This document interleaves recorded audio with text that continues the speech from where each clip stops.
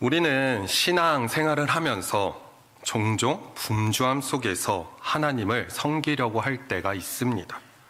하루의 시간은 너무나도 빠듯하고 해야 할 일은, 감당할 역할들은 매일 늘어날 때가 있습니다. 우리를 향한 기대와 요청도 끊임없이 이어지고 있습니다. 그러다 보면 하나님과 동행하는 삶을 살기 위해서는 하나님을 위해 동원되는 삶이 더욱 익숙해질 때가 있습니다. 신앙에 열심은 있지만 그 열심이 하나님 앞에 머무는 데서 나오기보다 바쁨과 때로는 책임감에 비롯될 때가 있습니다. 이러한 모습은 겉모습으로 봤을 때는 어떻게 보면 충성스러워 보일 수도 있습니다.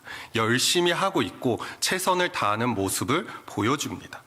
그 안을 들여다보면 사실 하나님과의 관계보다 사역과 결과에 앞서게 되는 위험한 모습일 수도 있습니다.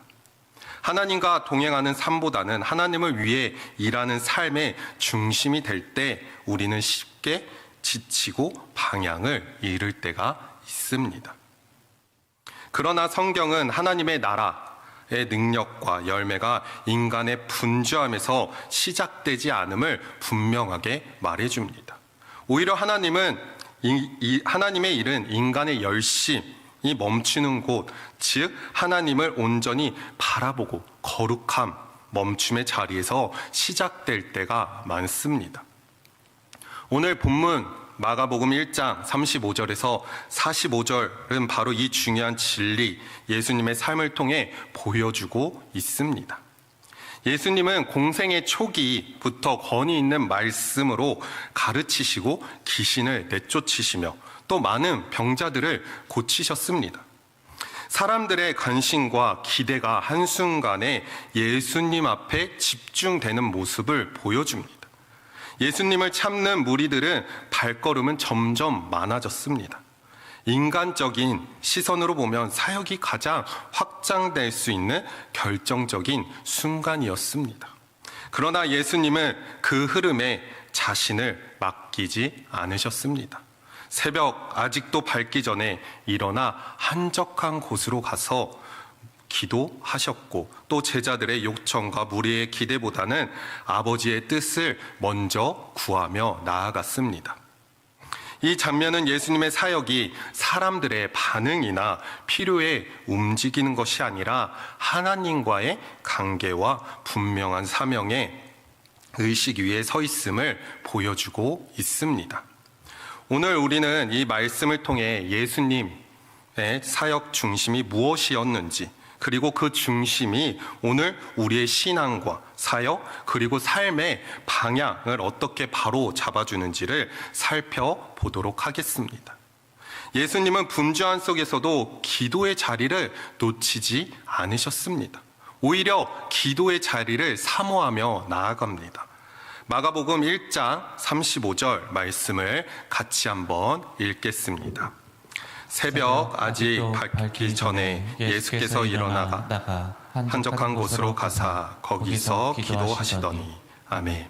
지금 예수님께서는 새벽 아직 밝기도 전에 일어나 한적한 곳으로 가셨습니다.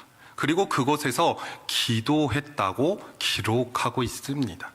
이 짧은 한 구절은 예수님의 공생의 하루가 어디에서 시작되고 있는지를 분명하게 나타내고 있습니다. 그분의 삶에 움직이는 원동력이 무엇인지를 극명하게 보여줍니다. 전날의 상황을 되짚어 보자면 앞의 내용을 살펴보면 예수님은 지금 가버나움 회당에서 권위 있는 말씀을 가르치셨고 귀신들을 내쫓는 역사가 일어났습니다. 그리고 해질 무렵에는 온 동네 사람이 문 앞에 모일 정도로 수많은 병자들을 고쳤습니다. 사람들의 폭발적인 관심과 기대가 한꺼번에 쏠렸던 이 집중되는 시간 가운데 인간적인 모습으로 보면 가장 고단하기도 하고 어떻게 보면 사역적 성취감이 컸을 것임을 보여주고 있습니다. 이러한 상황에서 우리는 흔히 두 가지 유혹에 빠질 수 있습니다. 전날의 피로의 핑계로 안식의 휴식을 늘리거나 혹은 몰려드는 사람들의 반응에 신나서 사역의 현장으로 곧바로 뛰어드는 것입니다. 그러나 예수님은 그 어느 양쪽도 선택하지 않으셨습니다. 육체의 피로가 가시지는 않았지만 이른 새벽 예수님은 홀로 깨어 하나님 앞으로 나아갔습니다. 이는 예수님의 사역이 결코 인간적인 열정이나 힘에서 나온다는 것이 아님을 말해주고 있습니다. 매일 아침 하나님 앞에 나아가 기도함으로써 하나님으로부터 공급받는 하늘의 은혜의 뿌리를 내리고 있음을 증명해주고 있습니다. 예수님께서 능력이 부족해서 기도하신 것이 아님을 우리는 알고 있습니다. 예수님은 이미 하나님의 나라가 선포하실 권위가 있으셨고 또 치유와 귀신을 내쫓는 놀라운 역사까지 이루셨던 분입니다. 그럼에도 불구하고 예수님은 그 새벽 아침 한적한 곳으로 가셔서 먼저 기도로 시작하는 모습을 보여주십니다. 예수님이 기도의 자리를 찾으신 이유는 사역의 성과보다는 하나님과의 관계를 더 중요시 여겼기 때문입니다. 예수님께서 기도는 단순히 사역에 위한 에너지의 충전의 시간이 아니었습니다. 그것은 사명자로서의 자기 확신이나 대중의 환호에 매몰되지 않고 오직 아버지의 뜻 안에서 자신의 정체성을 확인하고 또 거룩한 조율의 시간이었습니다. 예수님의 능력은 기도 이후에 나타난 부수적인 결과가 아니라 기도하는 삶 그 자체에서 흘러나왔음을 보여주고 있습니다. 특히 본문에서는 강조하는 부분이 한적한 곳으로 갔다고 말합니다. 예수님의 기도가 지닌 성격을 선명하게 드러내고 있습니다. 그곳은 아무것도 없는 곳입니다. 소음과 시선이 차단된 광야와 같은 곳입니다. 예수님은 사람들의 박수 소리 속에서 사명을 확인하지 않으셨습니다. 오히려 아무도 보이지 않는 곳에 한적한 곳에 가셔서 은밀한 자리에서 아버지께 기도하며 아버지의 음성에 귀 기울이며 나아갔습니다. 수많은 요청과 실제적인 필요들이 예수님을 기다리고 있었지만 예수님은 그 흐름에 수동적으로 자신을 내맡기지 않으셨습니다. 사람들의 요청보다는 하나님의 사명이 중요했기 때문입니다. 또한 예수님은 분주함 속에서도 사역의 방향을 잃지 않고 묵묵히 십자가의 길을 향해 걸어가셨습니다. 이러한 모습은 오늘날 우리의 신앙과 사역의 현 주소를 깊이 돌아보게 합니다. 우리는 종종 바쁘다는 이유로 기도할 시간이 없다고 얘기합니다. 이 바쁜 상황들이 정리가 되면 이제 여유가 생기면 비로소 하나님 앞에 서겠다고 다짐할 때가 있습니다. 그러나 예수님의 모범은 우리에게 전혀 다른 원리를 가르쳐주고 있습니다. 기도가 부족해서 사역이 흔들리는 것이 아니라 나의 신앙이 부족해서 흔들리는 것이 아닌 기도의 자리를 잃어버릴 때 사역의 본질과 방향 그리고 나의 신앙이 무너질 수밖에 없음을 분명하게 말해주고 있는 것입니다.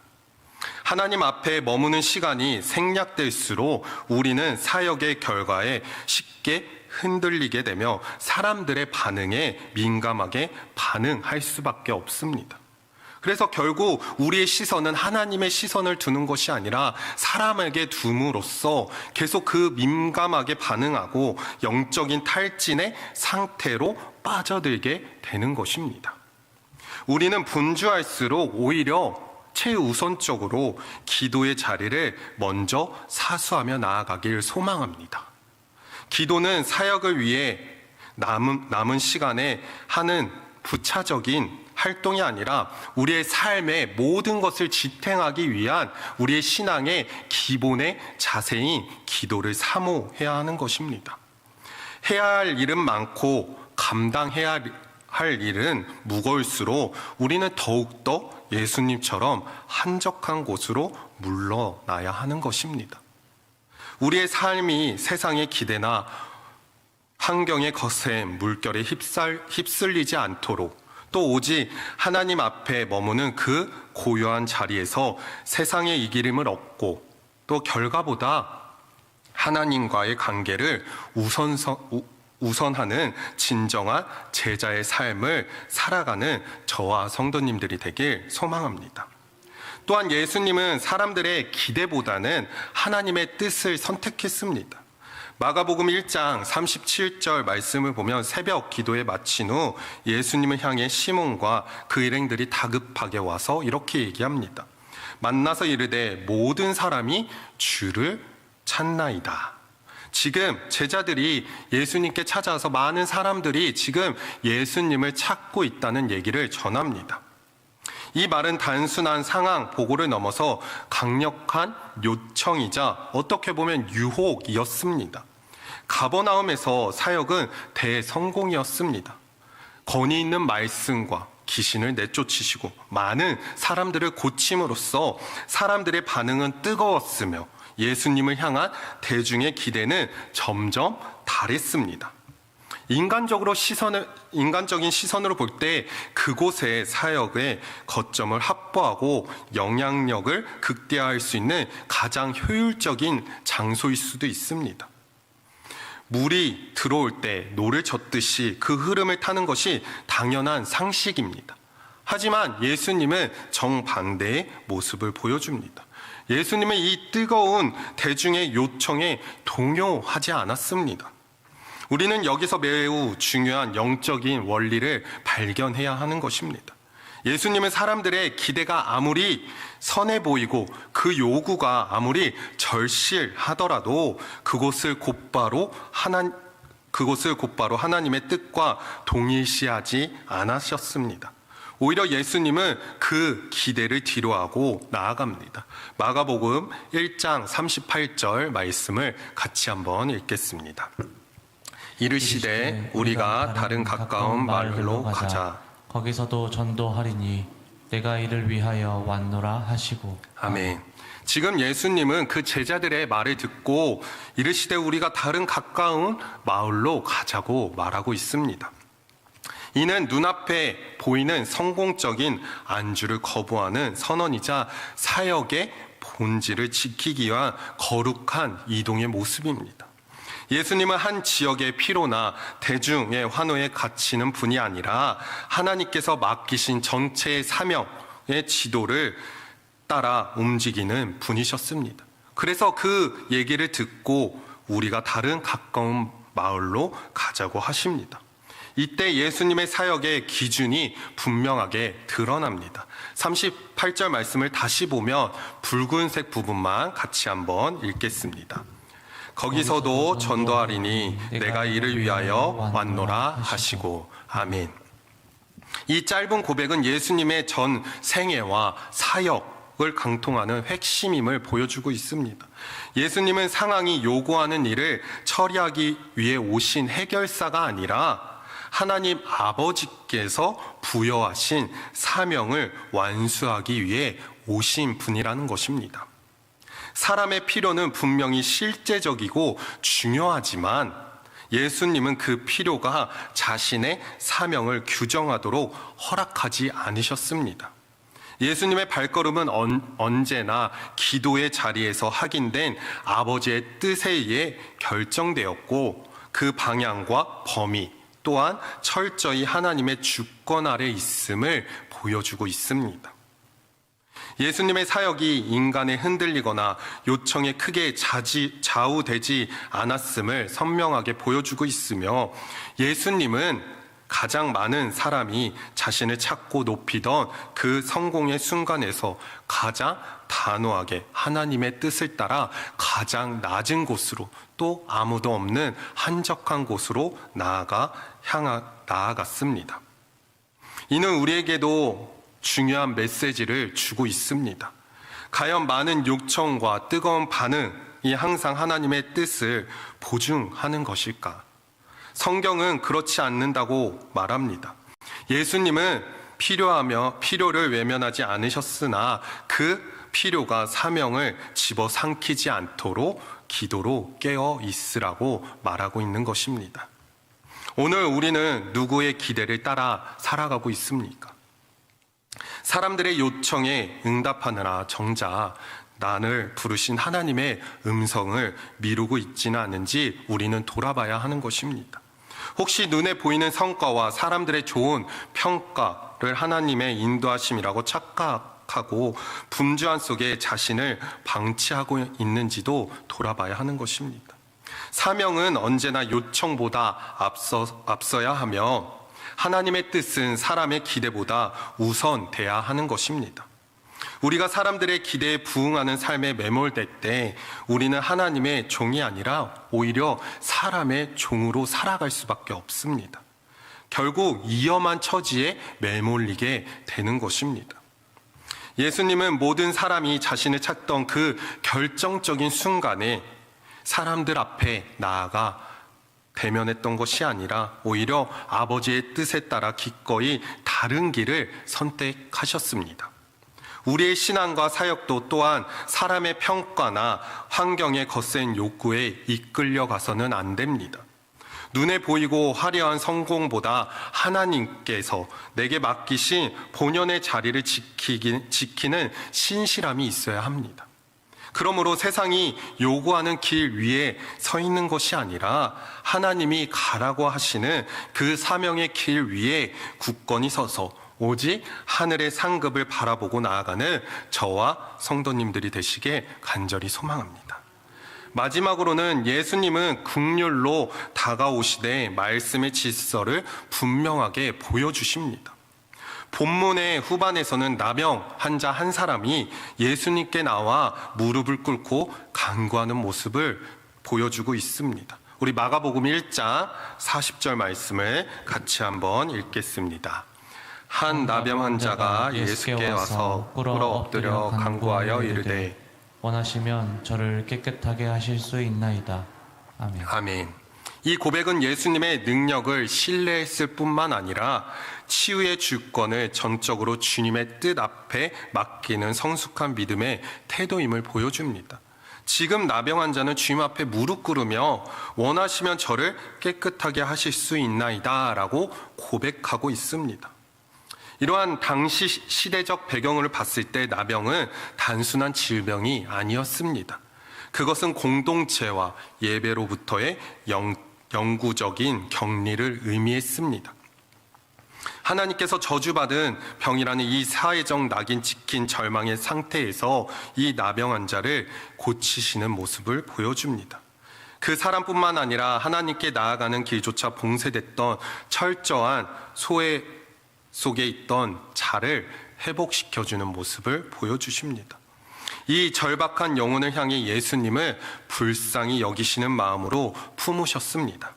그리고 누구라도 만지려 하지 않았던 그의 몸에 친히 손을 대시며 내가 원하며 깨끗이 함을 받으리라 라고 말씀하셨습니다.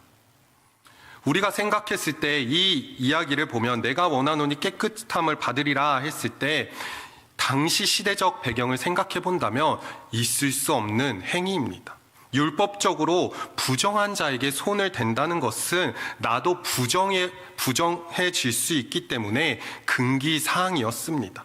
하지만 예수님은 지금 그 금기사항을 깨트리시고 그의 고통 속으로 직접 걸어 들어가시는 모습을 보여주고 있으며 예수님의 긍휼은 멀리서도 동정하는 감령적인 사랑이 아니라 인간의 가장 추하고 또 아픈 자리까지 기꺼이 자신을 밀어 넣으시는 실제적인 사랑의 모습을 보여주고 있습니다. 그러나 여기서 주목해야 할 점은 예수님의 사역이 감정적인 치유로만 끝나지 않는다는 사실입니다. 예수님은 병을 고치신 후 그에게 이렇게 말씀하십니다. 아무에게도 이르지 말라고 말하며 가서 제사장에게 내 몸을 보이라고 말하고 있습니다. 이는 예수님께서 율법의 질서를 존중하셨다는 것을 보여줍니다. 진정한 회복은 단순히 병을 낫게 하는 것에 끝나지 않습니다. 격리되었던 그가 다시 공동체로 돌아가 사람들과 어우러지고 하나님을 예배하는 자리를 되찾는 것까지가 진짜 회복이기 때문입니다. 그래서 예수님은 그가 기적을 체험한 것에만 도취되지 않고 말씀이 정한 절차를 따라 온전히 사회의 일원으로 서기를 원하셨습니다. 그러나 그 나병 환자는 예수님의 말씀에 순종하지 않습니다. 안타깝게도 치유받은 그 나병 환자는 자신의 간격에 겨워 그 일을 널리 퍼뜨렸습니다. 그의 의도는 감사와 기쁨에서 나온 선한 것이었음에도 결과적으로는 예수님의 사역에 큰 제약을 가져왔습니다. 예수님은 더 이상 공개적으로 동네에 들어가지 못하시고 한적한 곳에 머무셔야 했습니다.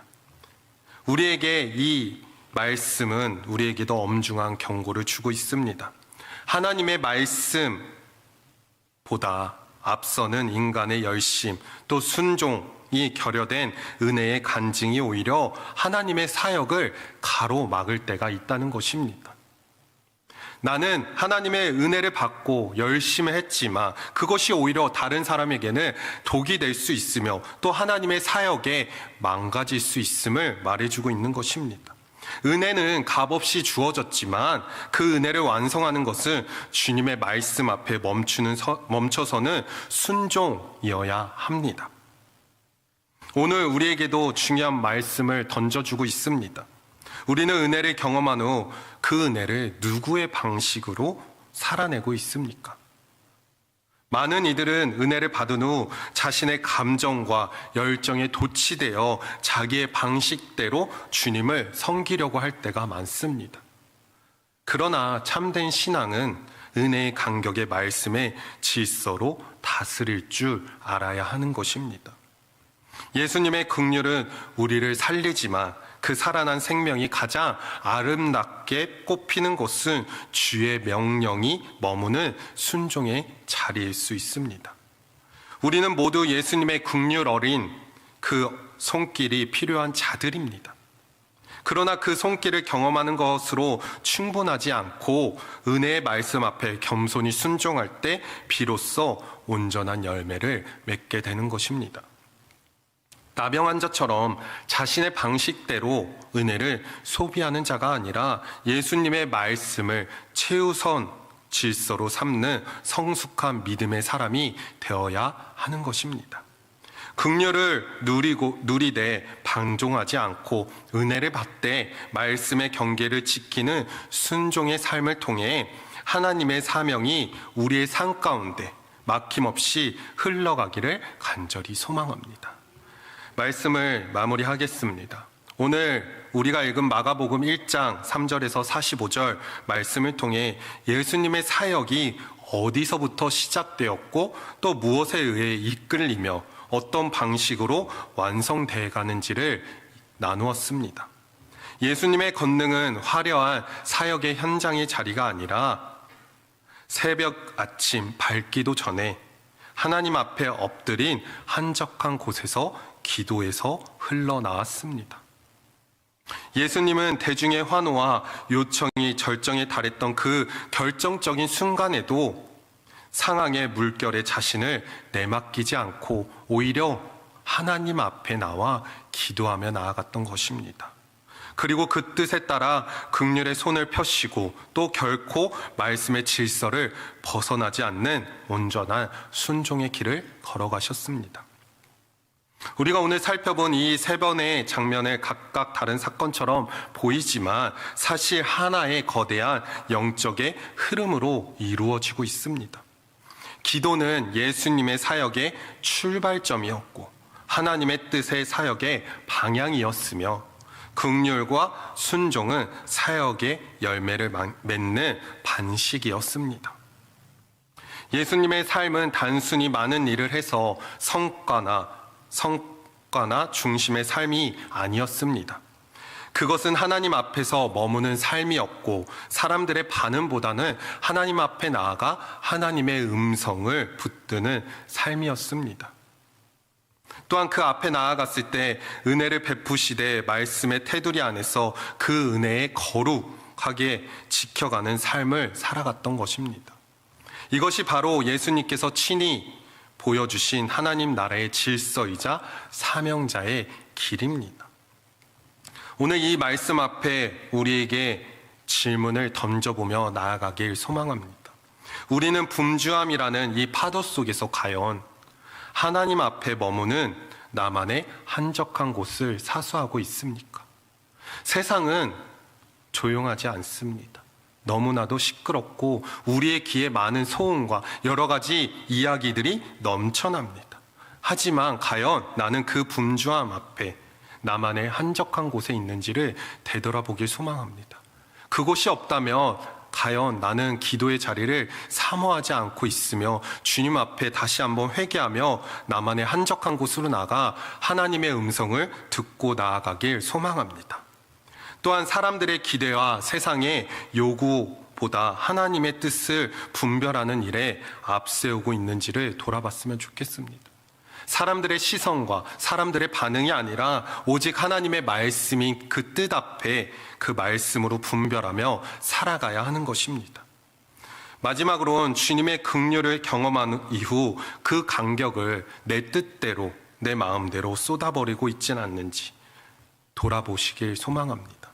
만약 그 하나님의 받은 은혜를 내 마음대로 내 뜻대로 사용하고 계시다면 주님 앞에 다시 나와 주님, 이 부족한 자를 다시 붙잡아 주시옵시고 또 그 주님의 순종으로 나아갈 수 있도록 기도하시길 소망합니다. 우리의 삶이 더 이상 세상의 속도와 분주함에 끌려가지 않으셔야 합니다. 일이 많을수록 오히려 내가 기도가 부족했구나, 오히려 하나님의 음성을 듣지 못했구나 생각하며 먼저 기도의 자리를 선택하고 또 요청이 많을수록 하나님의 뜻을 더 깊이 묻는 우리가 되길 소망합니다. 받은 은혜를 일회성으로 간격으로 소비하지 않고 또 삶의 현장에서 말씀의 질서에 따라 순종하며 살아가야 하는 것입니다. 오늘도 복잡한 이 세상 속에서도 소음을 뒤로하고 한적한 곳에서 하나님을 대면하는 시간을 선택하시길 소망합니다. 그 고요한 자리 속에서도 공급받는 하늘의 능력으로서 사람의 기대를 넘어 하나님의 뜻을 성취하며 진정한 하나님의 백성으로 살아가는 저와 성도님들이 되시길 간절히 축복합니다.